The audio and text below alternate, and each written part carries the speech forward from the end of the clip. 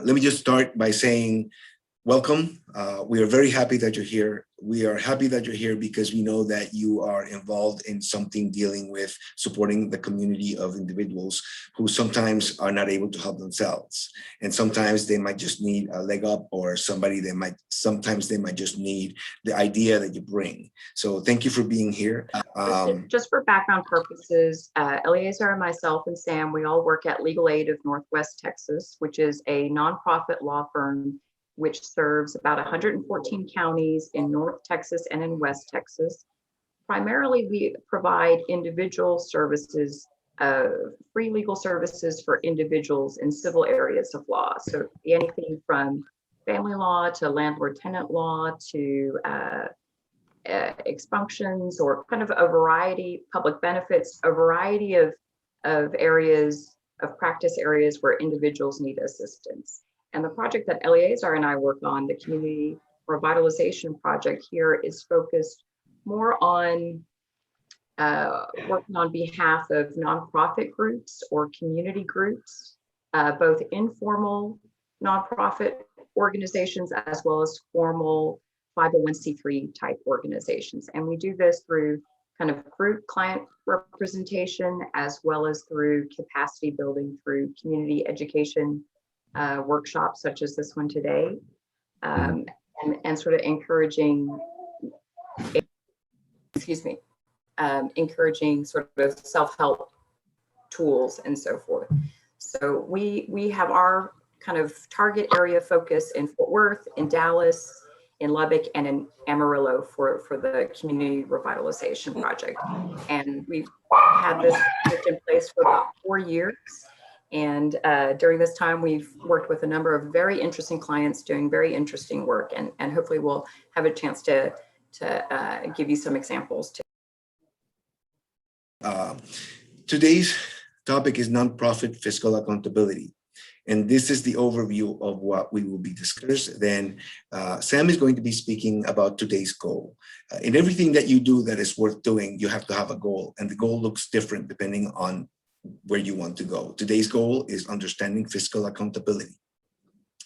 So Sam Prince is going to make that presentation. Sam Prince is the Director of Development of Legal Aid of Northwest Texas, for many, many years, a professional in the field. And we'll work on keeping things simple. So the next thing is Nancy is going to explain the elements of X. And she's going to be discussing how to make X great. And again, it's all dealing with your management of the fiscal accountability for your group. I will be speaking about quantifying X. And Sam again will just at the very end wrap up relatively quickly on the takeaways that you should have from X today. Again, fiscal accountability. And then I will finish off with some tips for X. I know that might sound a little bit odd, but if we simplify and understand that what we're looking at, there's a way to look at it so that it makes perfect sense. And once you have that understanding, then you just go through the process of working. And then the more that you go, the more improved you are. I wanted to add to the Community Revitalization Project's history that for the past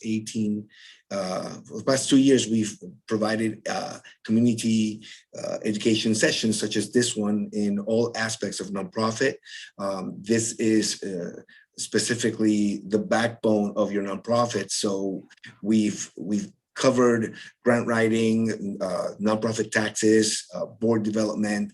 So we have been able to work with you, our community, and what we've been working to do is to build capacity. And what you've allowed us to do is to witness results.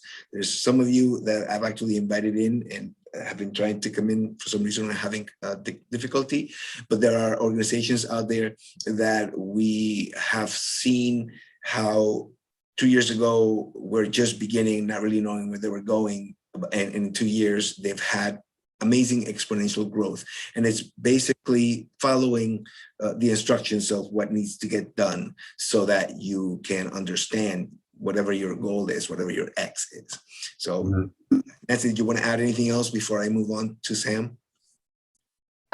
No, not at this time. Okay, thank you. So we have again Sam Prince, Director of Development of Legal Aid of Northwest Texas, and he is going to start us off with this picture. Today, we're going to discuss the financial information that you must assemble in order to properly report your financial situation. Now, when most people look at financial information, this is what they see. Total chaos. Next picture.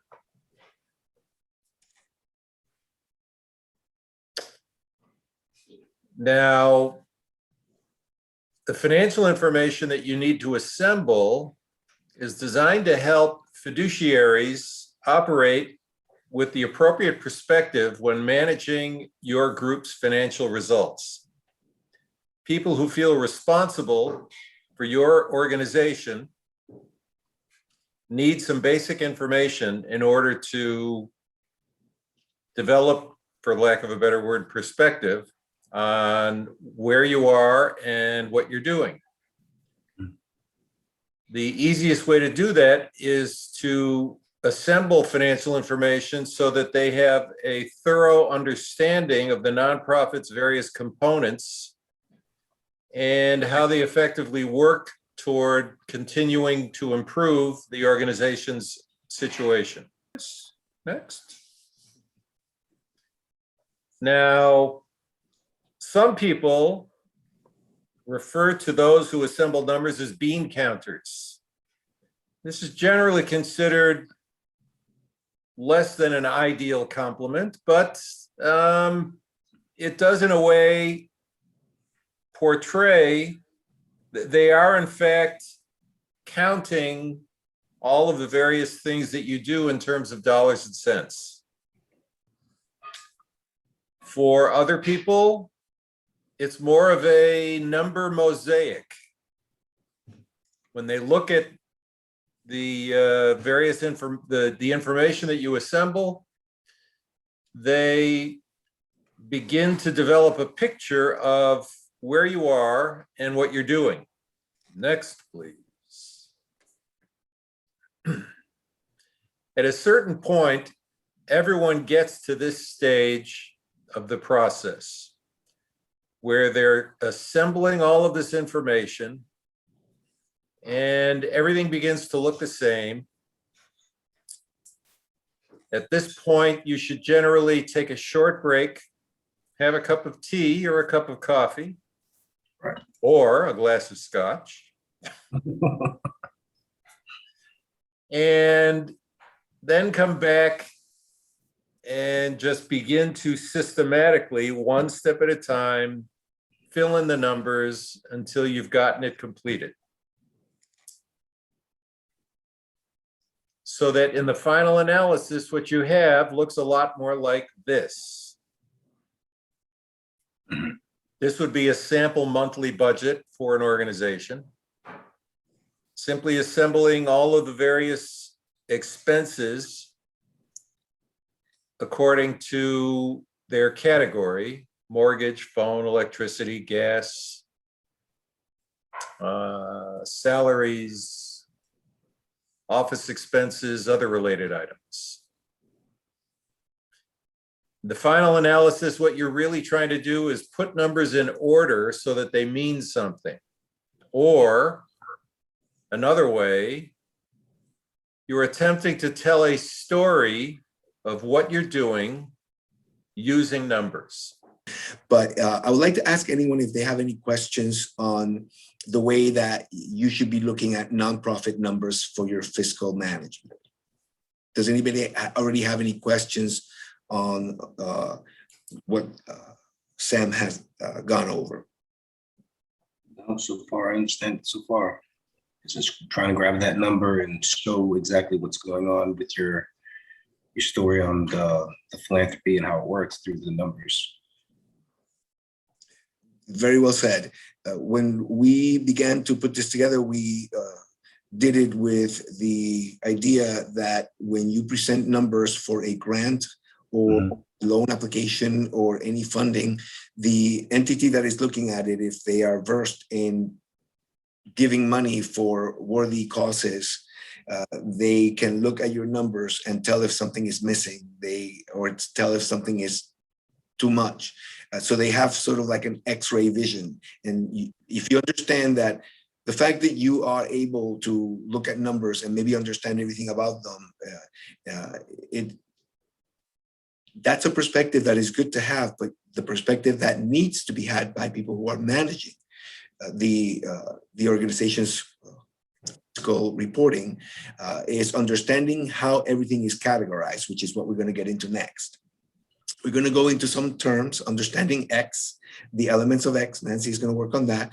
But to do that, you need to understand some concepts that maybe fly around when people are talking. In a meeting, somebody might say something and you might not understanding. So we're going to be discussing all of the elements of X and how to make that understanding great. And for that, we're going to have Nancy, we're going to hold out in the event that the story that we were waiting for does make it. If not, I can share some with you. But for now, let's go with Nancy, again, who is a staff attorney at Legal Aid CRP. And Nancy, take it away. Okay. So here we have a list of different financial documents that you may want, that you may already be in the practice of preparing, or you may be looking to prepare this year. And just kind of going through them, the financial statement is the topic we're going to cover in most detail today. Here, the financial statement is something that for your internal operations, say you're a board member, or say you're an executive director of the organization, you want to be able to update your financial statement quarterly and have the board review it on a quarterly basis, right? That's one of your internal mechanisms for your own fiscal transparency, your own fiscal accountability. Where are we on the budget, right? And when we were talking about the financial statement earlier, we were, Sam and Eleazar and I were talking about sort of the different type of method an organization might have. They might be documenting this on a monthly basis, right? So you have 12 financial statements kind of accumulating over the year, accumulating over on a quarterly basis. But Eleazar mentioned, if you're a new organization and you're really looking to put the various steps in place, you might be recording your revenue, various income on a weekly basis, right? You might even hire a bookkeeper to keep your books for you, right? And so this is documenting your revenue, cash gifts, gifts from institutions, grants, for example, as well as in-kind gifts. That's a topic we've focused on previous workshops. The idea that if you're getting in-kind support, either through professional services or volunteers, or kind of if you're focusing on providing food or clothing and you're getting those donated to you, what you want to do is quantify that by using an in-kind receipt that you're giving to the donor, and you're asking the donor, please assign a value. What is the value of this gift? And you're going to plug that into your records, as you go on a monthly basis. But that financial statement, again, we're going to focus on that more today, but that's really going to document your revenue and your expenses. And we'll use different words, but basically that's what we're describing. In terms of IRS 990 EZ or IRS 990, this is your annual tax filing. If you're a 501c3 nonprofit organization, you're required to file this every year.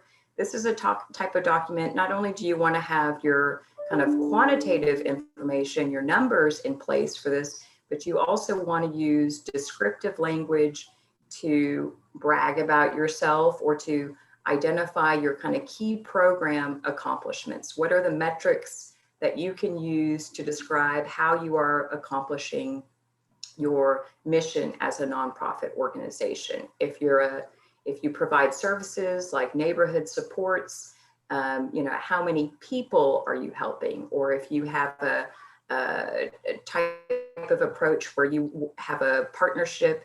Maybe you have one of the groups that we work with, they provide neighborhood supports at various apartment buildings in Dallas. And so what they have is they've arranged to have in-kind support from various apartment buildings that provide them with an apartment space to use to kind of operate their after school programs out of, or whatever kind of services they're providing. And so maybe what they would be describing in their IRS 990 is we operate, out of 20 apartment buildings, out of 15 apartment buildings, right? So in your IRS 990, this is going to be a key document that you use not only to fulfill your fiduciary duty to, maintain your nonprofit status, but also you want to have a very sound IRS 990 document, because this is one of the key documents that potential funders are going to ask you to provide potentially, because it's a good reflection of what your activities are, what your revenue, what your in-kind sources are, how you're able to leverage resources, in-kind resources, and what you've been able to do with them, right? So you're reporting your revenue and your activities for the previous year in your IRS 990. Now, the total projected revenue, we have this listed here. We worked with an organization this year that was applying for kind of a matching grant program where if a member bank provided them with some funds, a larger entity would match those funds. But in order to qualify for this, they had to be underneath a certain threshold. So the total projected revenue was one of the documents they asked for. This just identified what are kind of resources they already have, what are resources they expect for the year. And again, we urge the group that we are working for to quantify their in-kind resources. They had received a technical assistance grant with professional services from an organization. And by quantifying those services, which were valued around $25,000, that showed that this organization was receiving $25,000 in-kind support and was working on programs and activities to kind of follow through, to be part of that technical assistance grant and also to do follow through. So organizational budget, this is going to describe, for a year term, sort of what are your existing operating revenue, operating expenses. This is also a document that a potential funder may ask you for, right? Because it gives a sense of your fiscal accountability, but also your programs and activities, right? The numbers describe what your activities are. And for nonprofit groups, especially smaller nonprofit groups, grassroots groups, community-based groups, a lot of the revenue is going to be in-kind revenue, leveraging other resources in the community. And so again, this is a place where you can plug those numbers. Program budget, here we're including this. This is something that a potential funder may ask you for if you're looking to apply for a specific type of grant. Let's say it's a grant for up to $30,000, and they're asking you to describe what you would do with that $30,000 to achieve the type of work they're looking to fund, right? And in a way, there's a flow through these different documents. One is the IRS 990, again, it's demonstrating what you're already doing, what you've already done. There's a storytelling role in your IRS 990 because there is a section where you're going to use descriptive language to describe your, again, your key programs, how many people you served, the geographic area you focused on, the sort of demographic information, if that's important. If you're serving children, right, children or families, you're going to want to have as accurate a reflection of your work as possible in that, including leveraging resources from other sources. And that's important because because down the line for a program budget for a future grant, it's very likely that a potential funder would review your IRS 990 to see what kind of track record you have for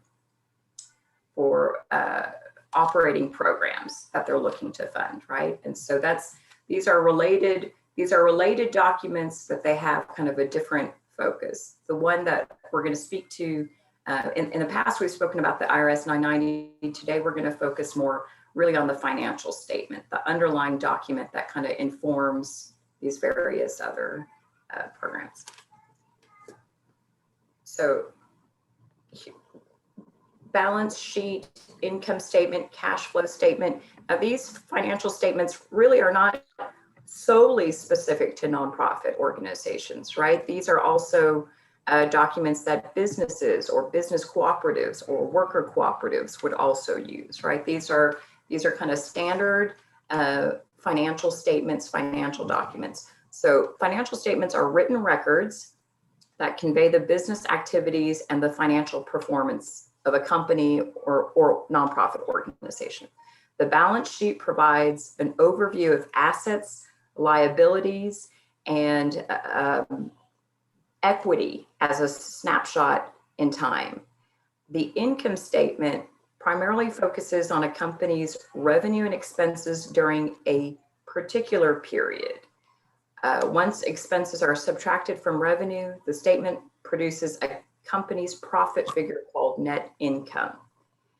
Cash flow statement measures how well a company generates cash to pay its debt obligations, funds its operating expenses, and funds investments.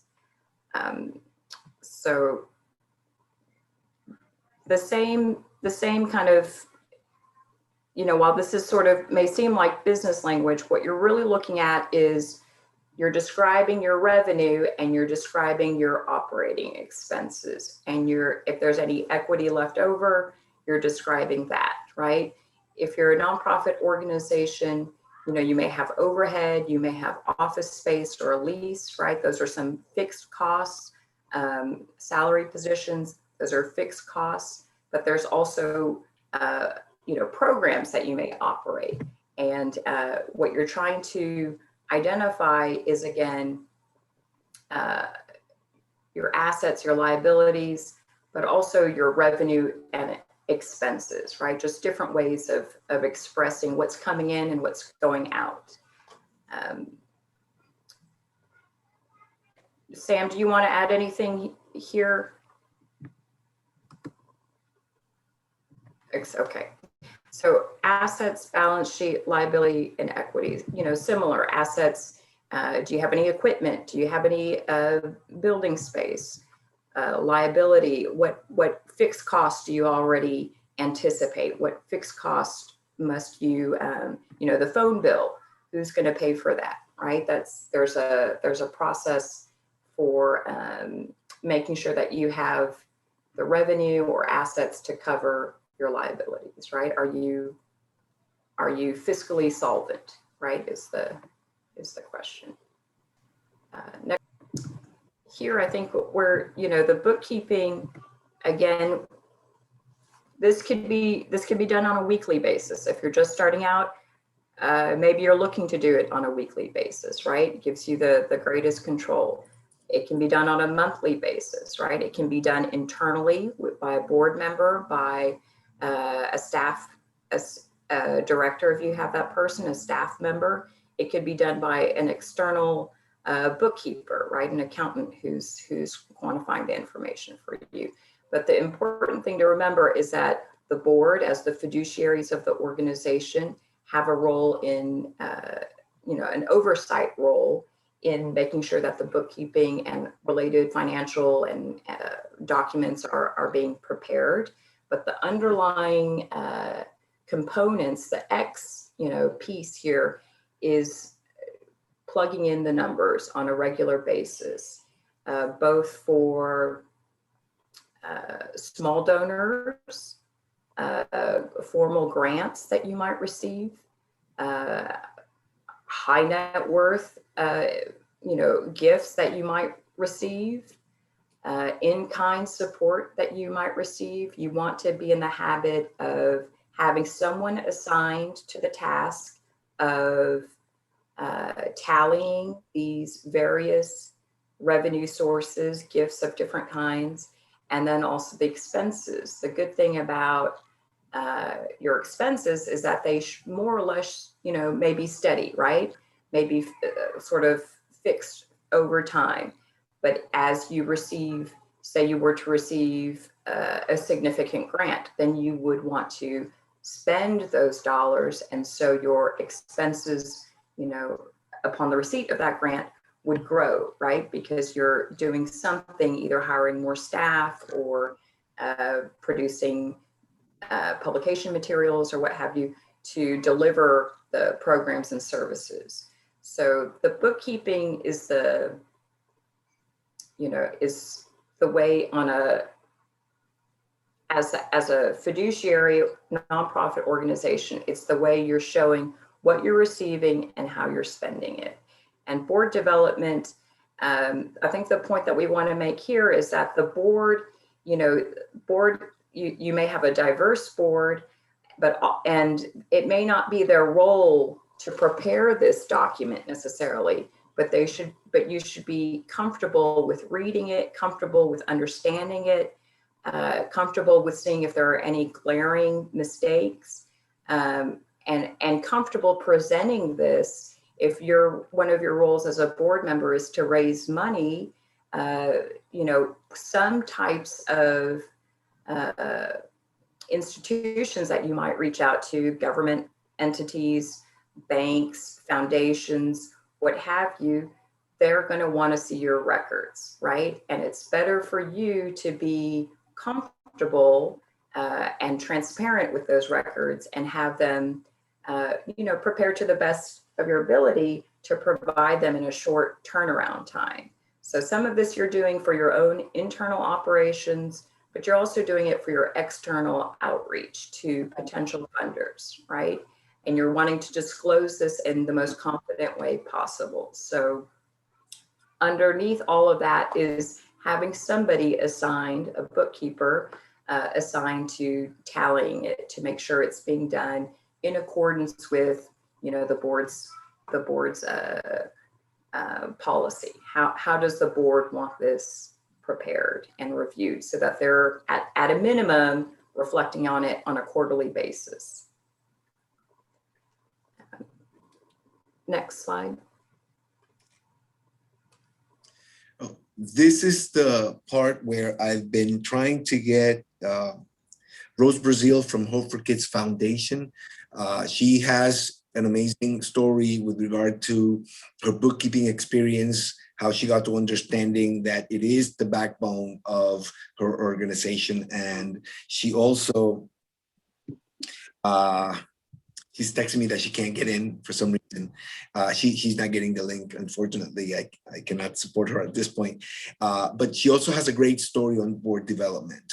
And I'm going to just step in her story and just say she had come up to me about last year in September and said that she was having a hard time because of the pandemic, was having an effect on volunteers. And so I asked her what she was trying to do and came up with the understanding that, and I told her, it is not that you are not able to get volunteers. It is that you need an active board of directors. An active board of directors is a board that is working with you to support what you are looking to accomplish. You're doing really great, on a shoestring budget, and sometimes you don't even have it. There's like the shoestring is frayed, and you're doing a lot of work, but you're doing it all your own. You need to take the same passion, give it to somebody else, make sure that they join your board and teach them how it is that this machine works. So she has an amazing story. She found the link, so hopefully she'll be able to come in, and we'll get back to her because we do want to cover a couple of more items coming in and go into a question and answer session. So we will allow her to speak at the end if there's time. Uh, but just to speak on this, you need experience. This is the work through. You have somebody that has a small tool that enables you to maintain track of what came in, what went out. And then you have a group of people who are coming from different perspectives who you need to explain to them, these are these numbers. And Sam was explaining that some of them are going to come in and they're going to just look at a hodgepodge. You need to be able to explain it in a way that makes sense. That's why the bookkeeping and the budgeting is so important. All right, so we're going to go to a quick question and answer session. If anybody has any questions on anything that we have discussed so far. Okay, very good. Thank you. Okay, so if no questions, we're going to go into quantifying, which is something that I think that this is what actually stumps most nonprofits or groups that are looking to provide nonprofit reporting in 990s, because it's to them a lot of information that they need to keep track of. But the secret is that the category of items that they need to keep track of is very little, it's very small. We're not going to get into the categories themselves, but in general, your operating budget in a nonprofit, what was it that you spent, the total expenditures, what grants the nonprofit gave to the government or a government outside the United States? That's actually a question in the 990 that usually has an answer of 0 for our local nonprofits.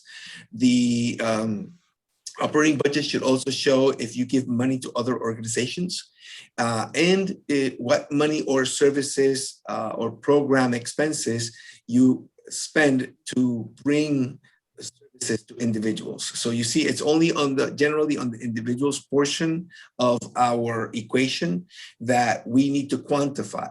Benefits paid to members are members of the board of directors, which are fiduciary and generally do not get paid for the kind of work. So your operating budget is whatever it costs you to run your organization. And within that, you have administrative costs, you have employment, and then you have program or project expenses. So you quantify those, and that is what you can present as your operating budget. This might look like a crazy thing, but it's coming from the 990 EZ form from the IRS. And basically it's telling you in part 1, line 17, this is what we want to know, your total expenses, what are they? So for us, if you look at the very bottom and you understand that your expenses for operating the nonprofit is your operating budget. So your expenses and your revenue should be the same. Yeah, in nonprofit, that's the way that it works. If you concern yourself with making sure that you track down when it's a program expense or is a transportation expense or is rental or utilities, phones, things like that, if you keep track of them, then you have categorized all of the expenses that our simple grassroots 990 EZ should be reflecting. I hope that makes sense. Does anybody have any questions? Hear me? Yes, I can hear you. Okay, thank you. I know you've battled like a champ to get in here. What happened? And let me just introduce you real quick, and I'm just gonna go to a previous slide where I wanted to put you in. You've had a lot of experience in bookkeeping and quantifying the services, particularly the time that your volunteers spend or contribute. Can you tell me, what you've learned in increasing your revenue by quantifying the things that you quantify? Are you speaking about my income? Your in-kind, whatever, yeah, specifically your in-kind, but also your volunteers put in a lot of time and you keep track of those hours like there's no mañana. Yes, each event that we have, I have a sheet printed out. I print out what the event is, and I have my volunteers sign their names and the hours that they work. Every time we have an event, we do that. and also whenever I need services, if it's money from someone, I give them an in-kind, or it's things, I have a different in-kind I give them. So I put down in detail what that donation was. So it is, if it's actually cash, you give them a cash receipt or a receipt for cash. If it's an item Yes. or a service, you give them. And you were telling me that you walk around with those things like you want to get rid of all of them. I do. I keep them all the time. I always offer that. And some people have us to pay some money, and then we make up for the difference in the in-kind. And you keep track of that with the receipt that you hand them. I give them a receipt, and I have a receipt as well. Okay, If it's things, they need to sign it. right. And they have to say what it is that they donated and what value it has. Yes. All right, so that's quantifying. So it makes you look like you are moving a lot of you're the last 990 that you did. I know that you were surprised with the timekeeping for the volunteers. It was a lot of hours, and it was A lot of hours. and a lot of money, because you quantify the hours that were donated and you have the documentation. So that's part of the nonprofit bookkeeping, and that's why I wanted your input today, because it's important that organizations that are looking to show what nonprofit work is costing, there are things that are being donated, and in nonprofit there's a way to quantify it, and it's called in-kind services and in-kind item donation. Tell me a little bit about your board development. I started to tell your story about you needed volunteers because the pandemic kind of like caused everything to go haywire. And then I recommended, no, don't focus on the volunteers, focus on developing your board. What have you learned? I've learned that if you get the right people on your board, it fills in for you not having volunteers, because they're going to be active and get the job done. So whatever I ask them to do, they always go beyond, because they're interested in what the cause is. So you started with a board that, it was your original board, and then people were just doing, whatever things they needed to do. But then you're missing volunteers, and you're still producing good work, but it's costing you a lot more. And now you have a board that supports you. When the first board I have, they were totally inactive. They just got on it just to help me out, and I didn't need that. I still had no help. I was doing everything. But the board that I have now, they're interested.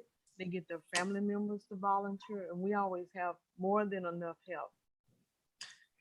And I know you're growing in certain areas, and you caught the attention of Nike, and they're providing some benefits for the community that you're serving, 76105. Can you tell me a little bit about that?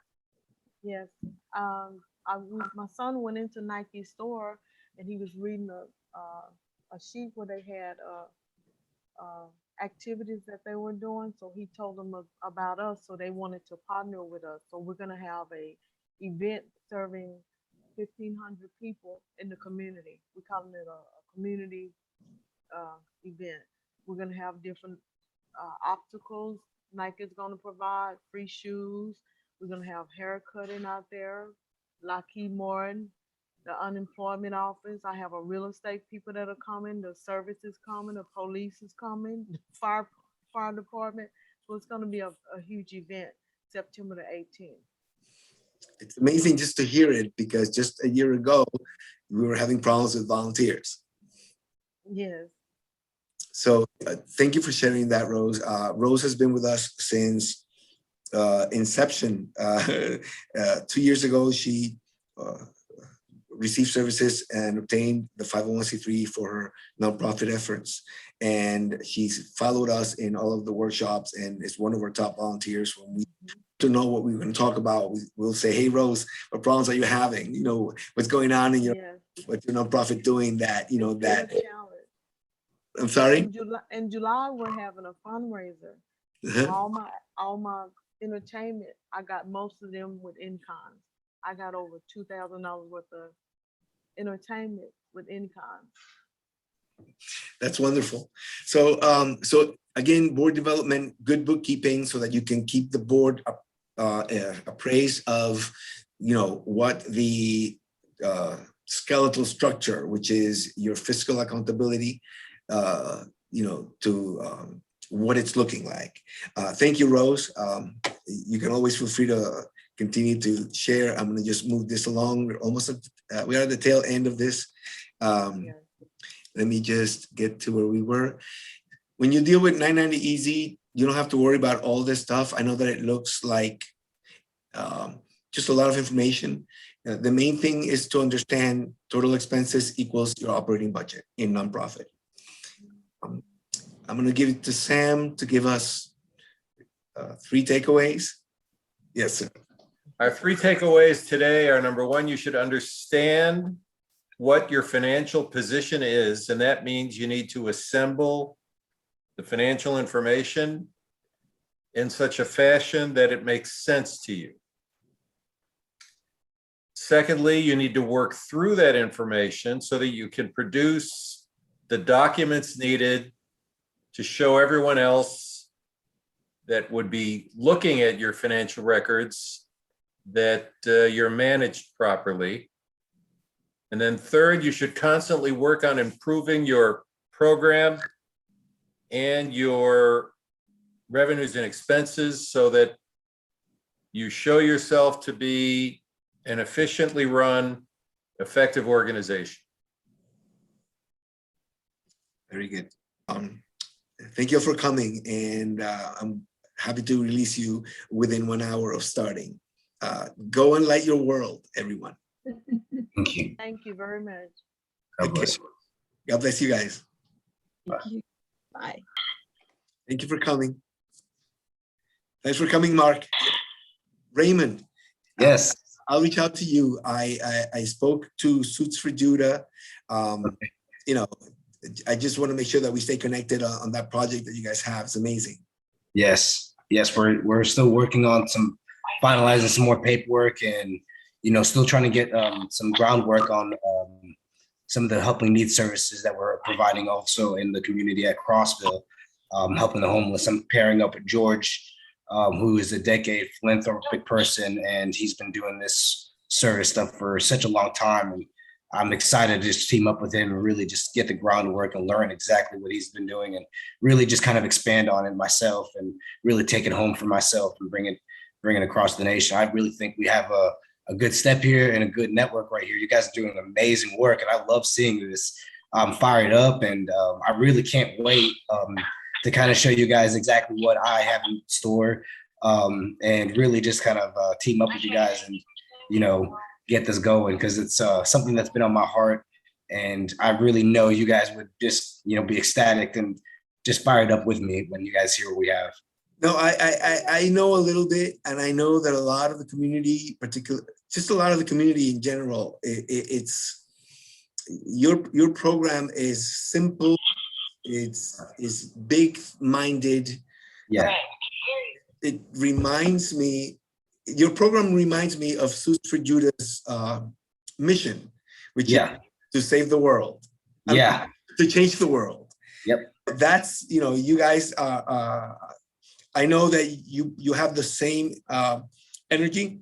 Yeah. I know that the way that you are going about it, where, it's not about the money, it's about how many can we help. That I know that's going to make it a very successful program. I believe that. Definitely, as you develop, consider the ways that you want to roll it out. There's a lot of what you have. It could be, you could, what is it? It could be a trademark, but also you could you just register what you're doing, copyright what you're doing. It depends on what you want to do. So I know it's big, it's huge. It's out there. It has a lot of moving parts, but the parts are very specific, and all it is just for Sam and Nancy. By the way, these folks that you see are just amazing friends that we work together. They're always here to share their wisdom and to help me to just do do something that allows me to feel like I'm doing something for my community, but they're Right. pillars. And so I anyway, think it's outstanding. I'm just shocked that this is available. It's just amazing. well, thank you. I wanted to say to Sam and Nancy a little bit about what you're doing, which is he's interested in educating low-income individuals into understanding how the stock market works, not in selling them something, selling them an app or a system, but really teaching them this is what you should be looking at. And he's connected with individuals who are in the industry that have a like-minded sense to make a production of something that's going to help individuals. So that's just in general. When he began to tell me all the details, I was like, oh my God, I'm also with somebody else who's also speaking about investing, but in a different perspective. They're just Wow. perspective. Yours is more, let's help the people. Yeah, let's help people get out of their situation, and let's bring the need that they, can be independent individuals back in the community. Yeah, no, absolutely, absolutely. So that's all I want to say. I want to let Nancy and Sam go. I know that they do have lives. So and thank you, Raymond, for Yes. for No, thank you. This is great.